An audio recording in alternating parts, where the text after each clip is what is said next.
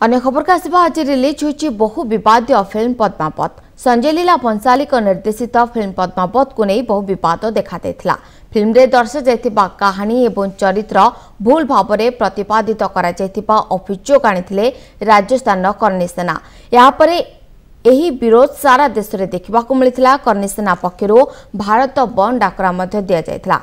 केवल सेतिक नुहे फिल्म को नहीं राजनीति जोर धरिथिला। फिल्म को राज्य में रिलीज करे न देबाकू घोषणा करथिले राजस्थान एवं गुजरात सरकार। यहाँ पर सेंसर बोर्ड फिल्म को संपूर्ण देखा पर विवादित सीन को हटाई यार नाम पद्मावती परिवर्ते पद्मावत रखिथिले। यहाँ पर जनवरी 25 रे फिल्म रिलीज हेबा नै स्थिर होइथिला। मामला सुप्रीम कोर्ट रे चलीथिले भी यहाँ पर कौनसी राय देबाकू मना करथिले सुप्रीम कोर्ट।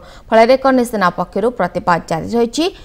मंगलवार गुजरात अहमदाबाद रे याकू नै विक्षोभ प्रदर्शन करथिले कर्णी सेना। फल अनेक गाड़ी मोटर पोड़ी ध्वंस हो जायतिला। तेबे आज फिल्म रिलीज होईछि। तेबे सेपटे सुरक्षा को दृष्टि रखी गुजरात एवं राजस्थान समस्त सिनेमा हॉल सुरक्षा व्यवस्था को कड़ाकड़ी करा जायछि।